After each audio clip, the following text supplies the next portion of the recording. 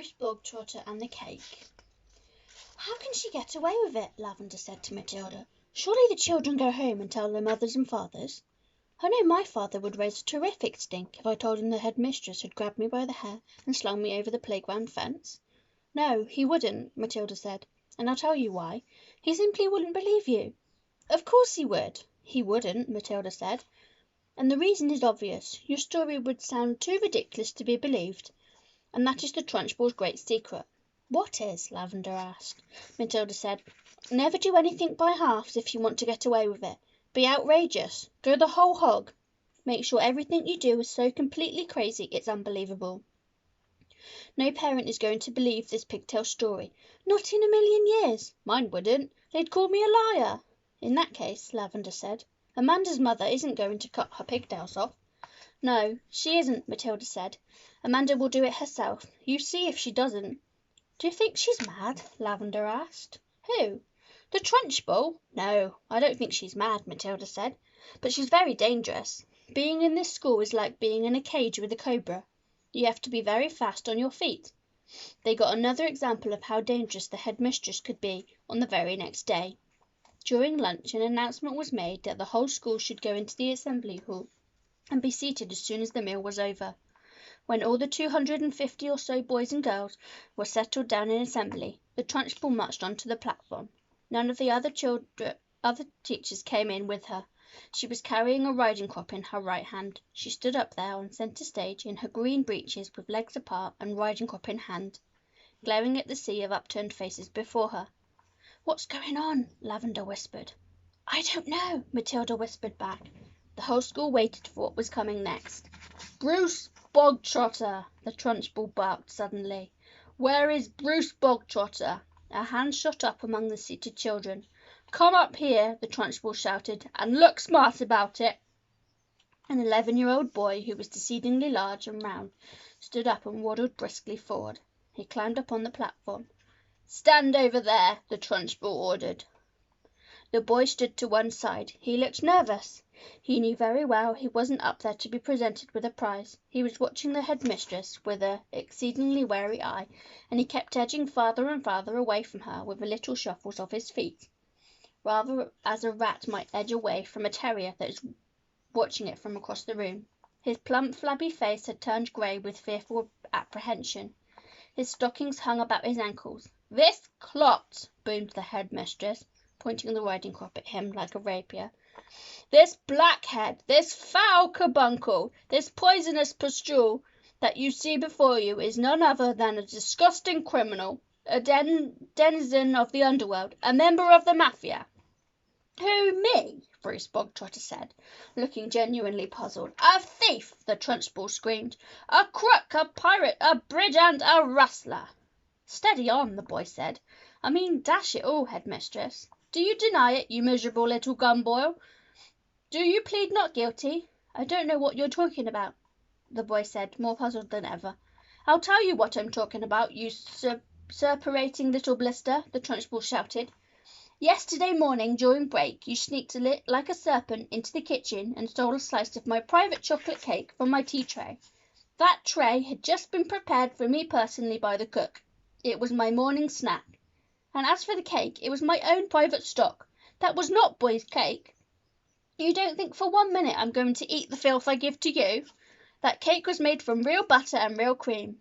And he, that robber bandit, that safecracker, that highwayman standing over there with his socks around his ankles, stole it and ate it."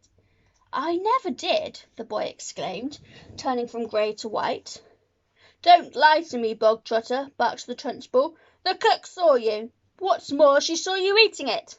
The Trunchbull paused to wipe a fleck of froth from her lips. When she spoke again, her voice was suddenly softer, quieter, more friendly, and she leaned towards the boy, smiling. "You like my special chocolate cake, don't you, Bogtrotter? It's rich and delicious, isn't it, Bogtrotter?"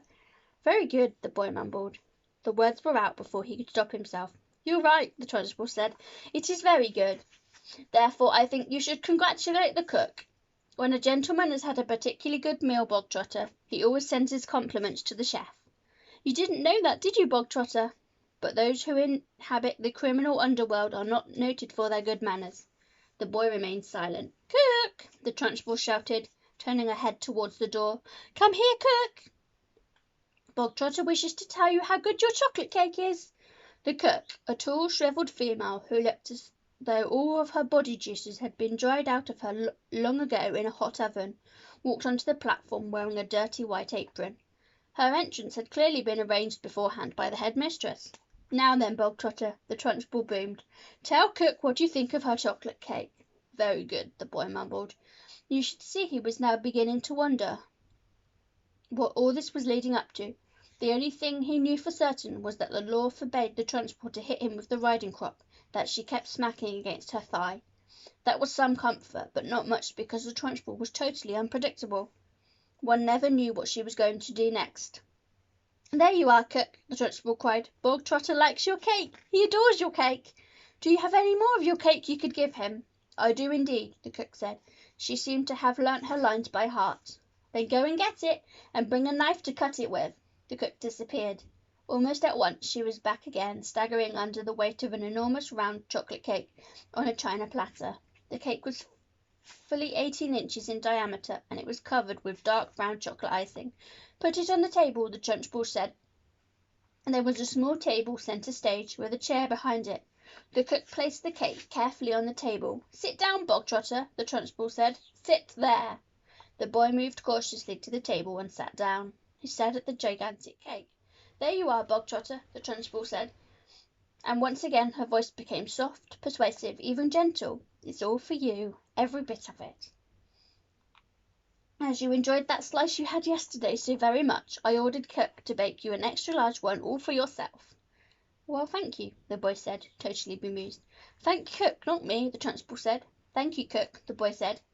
The cook stood there like a shrivelled bootlace, tight-lipped, implacable, disapproving. She looked as though her mouth was full of lemon juice. "Come on, then," the Trunchbull said. "Why don't you cut yourself a nice thick slice and try it?" "What, now?" the boy said. He knew there was a catch in this somewhere, but he wasn't sure where. "Can't I take it home instead?" he asked. "That would be impolite," the Trunchbull said, with a crafty grin. "You must show Cookie here how grateful you are for all the trouble she's taken." The boy didn't move. "Go on, get on with it," the Trunchbull said. "Cut a slice and taste it. We haven't got all day." The boy picked up the knife and was about to cut into the cake when he stopped. He stared at the cake, then he looked up at the Trunchbull, then at the tall, stringy cook with her lemon-juice mouth. All the children in the hall were watching tensely, waiting for something to happen. They felt certain it must. The Trunchbull was not a person who would give someone a whole chocolate cake to eat just out of kindness. Many were guessing that it had been filled with pepper or castor oil, and some other foul-tasting substance that would make the boy violently sick. It might even be arsenic, and he would be dead in 10 seconds flat. Or perhaps it was a booby-trapped cake, and the whole thing would blow up in the moment, taking Bruce Bogtrotter with it. No one in the school put it past the Trunchbull to do any of these things. "I don't want to eat it," the boy said. "Taste it, you little brat," the Trunchbull said. "You're insulting the cook." Very gingerly, the boy began to cut a thin slice of the vast cake. Then he levered the slice out. He put down the knife and took the sticky thing in his fingers and started very slowly to eat it. "It's good, isn't it?" the Trunchbull asked. "Very good," the boy said, chewing and swallowing. He finished the slice. "Have another," the Trunchbull said. "That's enough, thank you," the boy murmured. "I said have another," the Trunchbull said, and now there was an altogether sharper edge to her voice. "Eat another slice. Do as you are told." "I don't want another slice," the boy said. Suddenly the Trunchbull exploded. "Eat!" she shouted, banging her thigh with the riding crop. "If I tell you to eat, you will eat. You wanted cake, you stole cake, and now you've got cake. What's more, you're going to eat it. You do not leave this platform, and nobody leaves this hall until you have eaten the entire cake that is sitting in front of you. Do I make myself clear, Bogtrotter? Do you get my meaning?" The boy looked at the Trunchbull, then he looked down at the enormous cake. "Eat! Eat! Eat!" the Trunchbull was yelling. And very slowly the boy cut himself another slice and began to eat it. Matilda was fascinated. "Do you think he can do it?" she whispered to Lavender. "No," Lavender whispered back. "It's impossible. He'd be sick before he was halfway through." The boy kept going. When he had finished the second slice, he looked at the Trunchbull, hesitating. "Eat!" she shouted. "Greedy little thieves who like to eat cake must eat cake. Eat faster, boy! Eat faster!" We don't want to be here all day, and don't stop like you're doing now. Next time you stop before it's all finished, you'll go straight to the chokey, and I shall lock the door and throw the key down the well." The boy cut a third slice and started to eat it. He finished this one quicker than the other two, and when that was done he immediately picked up the knife and cut the next slice. In some peculiar way he seemed to be getting into his stride. Matilda, watching closely, saw no signs of distress in the boy just yet. If anything, he seemed to be gathering confidence as he went along. "He's doing well," she whispered to Lavender. "He'll be sick soon," Lavender whispered back. "It's going to be horrid." When Bruce Bogtrotter had eaten his way through half of the entire enormous cake, he paused for just a second and took several deep breaths. The Trunchbull stood with hands on hips, glaring at him. "Get on with it!" she shouted. "Eat it up!" Suddenly the boy let out a gigantic belch, which rolled around the assembly room like thunder. Many of the audience began to giggle. "Silence!" shouted the Trunchbull. The boy cut himself another thick slice and started eating it fast. There were still no signs of flagging or giving up. He certainly did not look as though he was about to stop and cry out, I can't eat any more. I'm going to be sick." He was still in there for running, and now a subtle change was coming over the 250 watching children in the audience. Earlier on they had sensed impending disaster. They had prepared themselves for an unpleasant scene in which the wretched boy, stuffed to the gills with chocolate cake, would have to surrender and beg for mercy. Then they would have watched the triumphant Trunchbull forcing more and still more cake into the mouth of the gasping boy. Not a bit of it. Bruce Bogtrotter was 3/4 of the way through, and still going strong.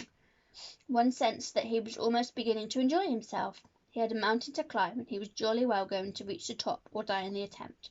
What is more, he had now become very conscious of his audience, and of how they were all silently rooting for him. This was nothing less than a battle between him and the mighty Trunchbull. Suddenly someone shouted, "Come on, Brucey, you can make it!" The Trunchbull wheeled round and yelled, "Silence!" The audience watched intently. They were thoroughly caught up in the contest. They were longing to start cheering, but they didn't dare. "I think he's going to make it," Matilda whispered. "I think so too," Lavender whispered back. "I wouldn't have believed anyone in the world could eat the whole cake that size." "The Trunchbull doesn't believe it either," Matilda whispered. "Look at her. She's turning redder and redder. She's going to kill him if he wins." The boy was slowing down now. There was no doubt about that. But he kept pushing the stuff into his mouth with the dogged perseverance of a long-distance runner who has sighted the finish line and now knows he must keep going. As the very last mouthful disappeared, a tremendous cheer rose up from the audience, and children were leaping onto their chairs and yelling, clapping and shouting. "Well done, Brucey! Good for you, Brucey! You've won a gold medal, Brucey!" The Trunchbull stood motionless on the platform. Her great horsey face had turned the colour of molten lava, and her eyes were glittering with fury. She glared at Bruce Bogtrotter, who was sitting on his chair like some huge overstuffed grub, replete, comatose, unable to move or to speak. A fine sweat was beading his forehead, and there was a grin of triumph on his face. Suddenly the Trunchbull lunged forward and grabbed the empty china platter on which the cake had rested. She raised it high in the air and brought it down with a crash right on top of the wretched Bruce Bogtrotter's head. Pieces flew over the platform. The boy was by now so full of cake he was like a sack full of wet cement, and you couldn't have hurt him with a sledgehammer. He simply shook his head a few times and went on grinning. "Go to blazes!" screamed the Trunchbull, and she marched off the platform, followed closely by the cook.